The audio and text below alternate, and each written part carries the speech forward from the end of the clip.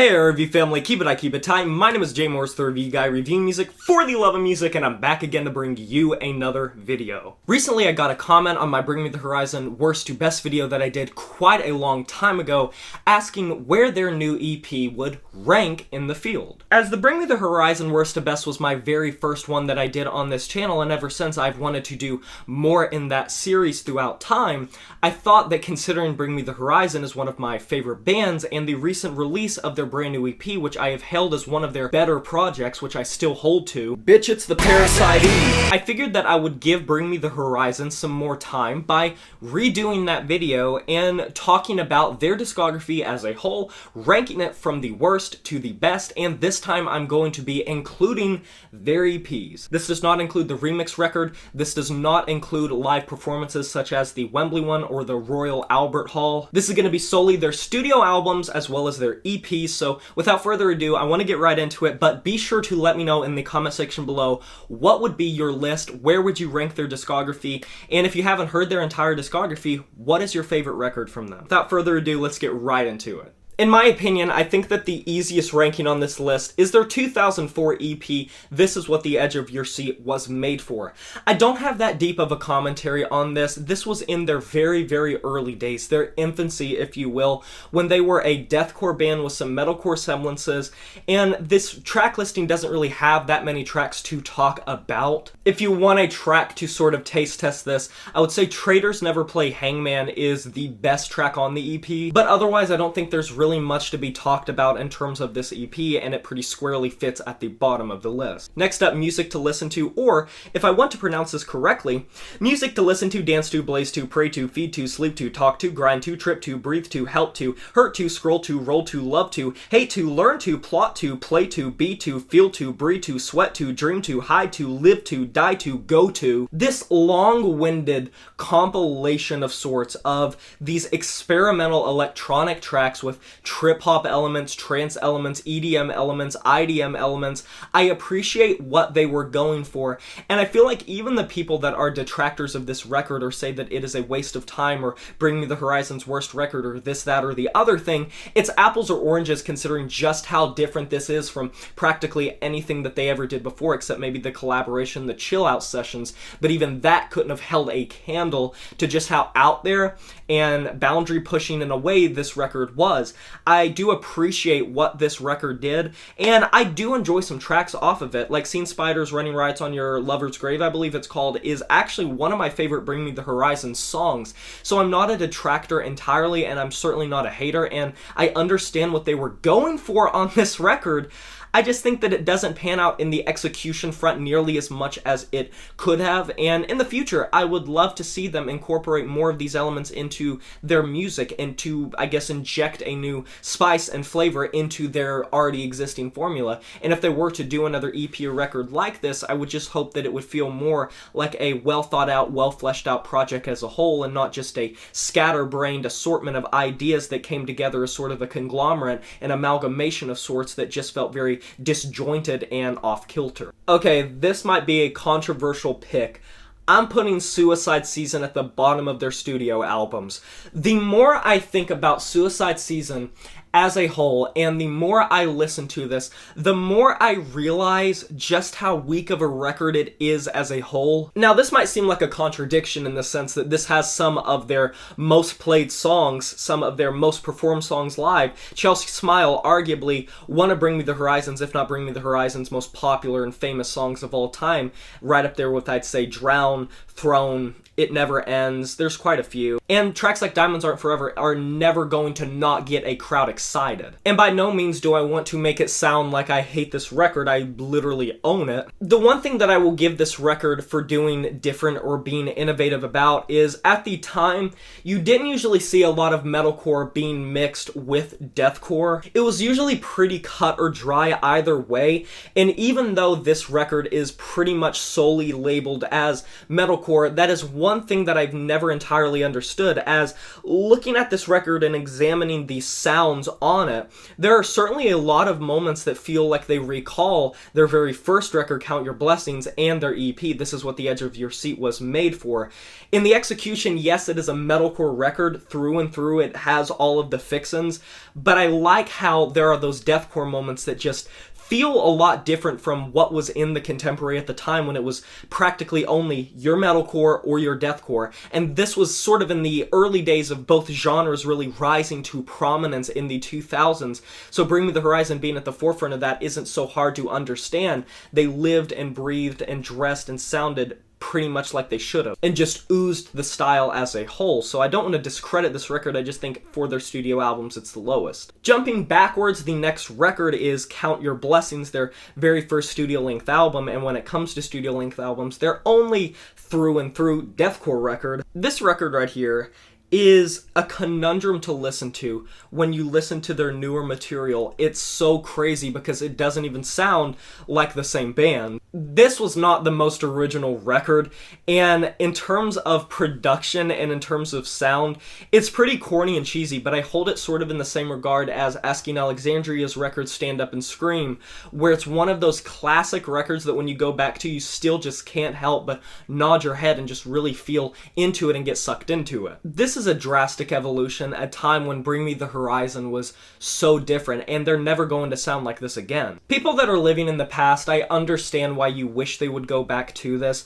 but I wouldn't even say that this is Bring Me the Horizon's best era, and as a whole, just kind of get off your high horse. It's hard to distinguish Bring Me the Horizon from the deathcore pack when you look at the entire field, even at the time, but that is in retrospect. That's with us looking back. At the time, Bring Me the Horizon was fairly cutting edge, and while this was a very polarizing time for the band and garnered them a lot of hate, and still does, I think this is a very important record in their discography for just seeing how far they came, as well as their stylistic origins, and as a deathcore record, I still think it holds up pretty well. Next up, I'm going to put their most recent full-length studio album, Amo. The saccharine pop rock tunes like Mother Tongue, as well as Medicine, just hit me odd now. Upon release, I really enjoyed Amo, and I still do. But after hearing their newest EP and really being brought back to what they were capable of, I think in comparison, it really allowed me to examine and understand just how far Amo felt different than both That's the Spirit and what would come after it. That's the Spirit is not the heaviest record. Most of those tracks are borderline just alternative rock and alternative metal or electronic rock with just different elements being tossed in, but it's about as far from metalcore as you can possibly get on practically every track on that record. So to see Amo just turn into this chunky radio rock sound, like Mantra, has just not aged well in my opinion. And while some of the really hyperactive rock tracks like Sugar, Honey, Ice and Tea or Wonderful Life still hold up, I think this sound has just dulled now that I've heard the recent EP and just what they can do. I wouldn't begrudge someone enjoying this record, but I just think it's not as sharp as it sounded on release. Still very worth your time, and I think when it comes to production and how they do it, they do come off very flawless and they do come off very clean, especially in the field of their contemporaries. Next up, Sempaternal. A lot of people's favorite record, I surely understand that. The electronic elements are probably the best that they have ever been on a Bring Me the Horizon record, and the amount of quotable lines, quotable tracks, and just great sound design is through the roof. Tracks like Shadow Moses, tracks like Sleepwalking, Can You Feel My Heart just stick out as being so good. And it also consists of one of my favorite Bring Me the Horizon songs that I think are underrated. That would be Empire, Let Them Sing. Not to mention tracks like Hospital for Souls and Antivist. If I go further, I'm probably going to list this entire record. It's not that difficult to see why people think this record is just so good. Clever songwriting, I get why people would call it edgy, I get why people would call it corny, but just Sempaternal was on another level, and sort of like their early material, it was a benchmark for the evolution that the band was going to go through. There's a Hell felt more symphonic, and it was something that would play around with in the future, but Sempaternal really felt like the divergence. It felt like the moment in time where Bring Me the Horizon was at a crossroads between what they wanted to be and what they were, and seeing them blend those lines so well immediately was impressive to say the least. This was also the introduction of Jordan Fish into the band, which, while it is a bit of an argument within the Bring Me the Horizon community whether or not he was a good addition to the band or what he did to help the band, certainly I think he helped the band. One watch of their live performances should tell you that. Alright, we are at the top 3. Number 3 is going to be posthuman survival horror. And I swear to God, this has nothing to do with it being the most recent record. I stand by the claim that this is some of their strongest material in years. I have listened to this record over and over and over and over and just realized more and more how well defined this fucking EP is and how it does not have the right to sound this good. It almost upsets me and makes me a little sad that they're going to be making EPs that lead into a big massive record that are going to sound different, because holy crap does this pan out good. Even the tracks that I was sort of hard on at first have somewhat grown on me, such as the Nova Twins track. It still is by far one of my least favorites on the EP, but are they not sounding at the top of their game? Not to mention just how great the collaborations on this record are. The Baby Metal track is just, ooh. The singles are flames, the songwriting's flames, the production is flames. This EP I could talk up and down about, and I highly encourage you go watch my most recent review. It's, I believe, over 10 minutes, and I really do break it down pretty in depth in my thoughts, and I stand by the claim that it is some of their strongest material in years. Okay, number 2. This record has probably the most emotional value for me, and that would be That's the Spirit. This was the very first Bring Me the Horizon record that I ever listened to in its entirety, the first Bring Me the Horizon record that I ever owned on physical copy, and the record that kickstarted my love for this band. I would say, while it is only second, this has the best and most well-fleshed out and just consistent track listing of any Bring Me the Horizon record. There's not really one entire dud, and there are tracks that are more mellow, such as Oh No or Follow You, but I think they're some of Bring Me the Horizon's best lower, more mellow tracks.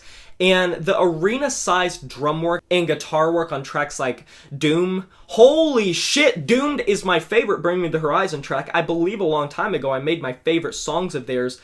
Doomed is my favorite Bring Me the Horizon track, if you wanted to know. And the sheer amount of times that I've gone back to this record is immense. I think they very much bridged the gap between their early material and sort of the sempaternal era, where they were trying to figure out how accessible they wanted to be without selling out. I don't look at That's the Spirit as selling out. There are still some very heavy, rough, rigid tracks that should be taken note of. And while this is far from Bring Me the Horizon's heaviest record, I just can't get enough of this record, and I think that it was a point in time where Bring Me the Horizon was fighting against the world because they had all the polarization, and coming off of Sempaternal, it was such an acclaimed record. It took a lot of guts to just bust out with That's the Spirit. And that leaves one. There is a hell, believe me, I've seen it. There is a heaven, let's keep it a secret. The more I think about it and the amount of times that I go back to Bring Me the Horizon's discography, I sit there and I debate in my head, where's everything going to line up, and things swap around and things shift. This moves to that number, that moves to this number, my opinion on this one changes, that one changes. My opinion on There Is a Hell have stagnated in the best possible way.